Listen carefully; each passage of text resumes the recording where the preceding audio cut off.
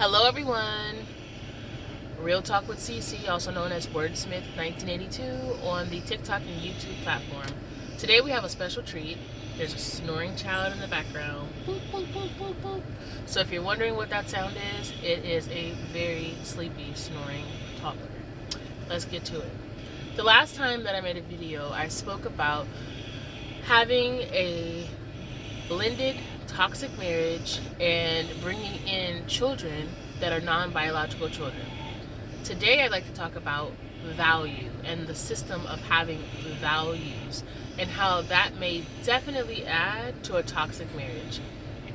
If one spouse has a set of moral, ethical, their worldview and the values in which they consider very constant that they like to see in a household and the framework of a relationship is one way, and another spouse has a whole nother set of values, that is like oil and water, especially in a home setting when you are trying to create structure.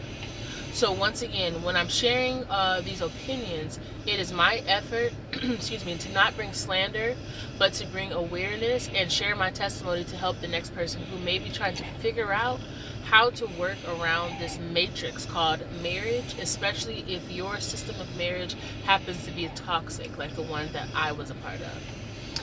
So, when bringing a child into the marriage, whether it's biological or non-biological, there are definitely a set of values and a set of morale that you would like to have in your marriage set first.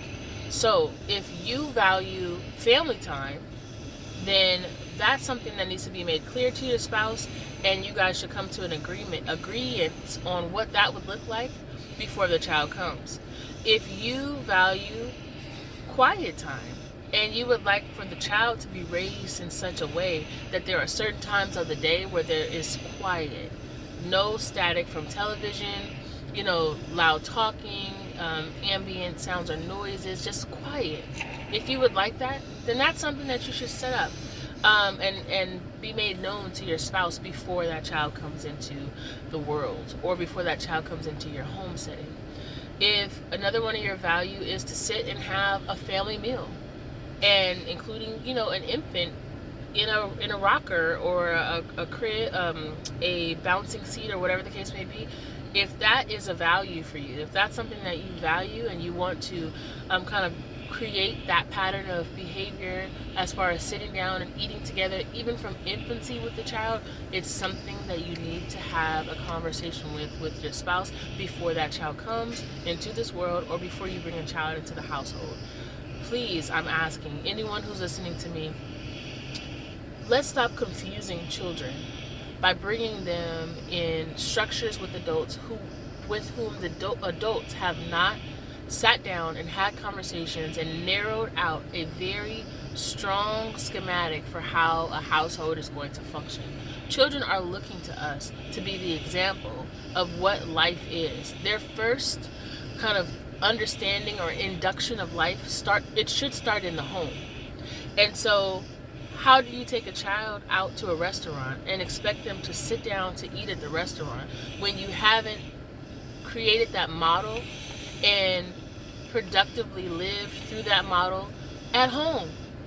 How do you expect a child to go into a library and use an inside voice if your household doesn't have the structure to tell a child, here's a bookshelf, here are books, this is a quiet space, this is where you go to sit down and read a book, this is the quiet space. That way, that is going to then mimic for that child, oh, okay, well at home I have a quiet space, I have a library space, there's a reading space, this is the quiet corner. So when they go into the library, then all you have to do then is to just scaffold that experience and tell them, pre-prep them on the way into the library. All right, now we're going into the library. This is the quiet space. Just like at home, we have a library space. It's a quiet space. We're going into the library. This is the quiet space. Let's use our inside voice. This is a quiet space. But if you haven't even set up such model for the child to have understanding, how will they go into the library and be successful in being quiet in a space where the library is a quiet space? So then let's talk about teenagers, okay? And young adolescents. If the rule of thumb in your household is we are to limit our screen time. I use screen time because that's huge, nowadays. So we're limiting our screen time. If one parent is a high screen time person and the other is not, or if both of you are, or if both parents don't value screen time at all, then there needs to be something set up for the child to kind of grow into their likes and interests, but still have some boundaries and discipline around screen time. So then when you send that child off, possibly to school or whatever, and you're constantly getting calls from the teacher about them being on their phone, or some schools have a little knapsack that you put the cell phone in when you walk into the classroom.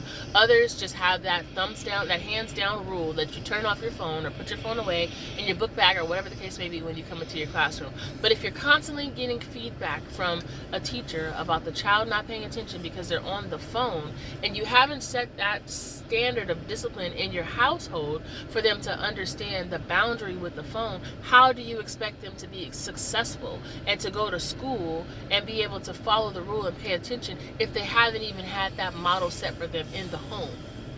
And even if you set that model for them, if you, the parent, are not setting that model for them your own self. So sometimes, in the old school way of thought, it's don't do what I do. So you see an adult doing something, but don't do what I do. You're a child, don't do what I do. Malarkey. I'm going to add that word to my word choice of the day. Malarkey. BS, fill in the blanks. You model to the child what you would like for them to do to you, what you would like for them to do. So if you don't want a child on the phone while they're eating, while they're talking to other people, if you want them to just take a break, then you also too need to take a break. And you shouldn't be standing before them on your phone while you're spending quality time with them or talking to them or whatever the case may be. We model to children what we would like to see them do.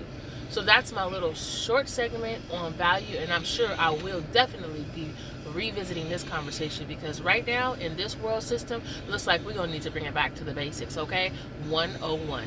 Values in the home. Let's get it right, y'all. Let's do this for the next generation of children. Once again, I'm Real Talk with CC, also known as Wordsmith 1982, on both the YouTube and the TikTok platform. Thank you so much. Have a good one.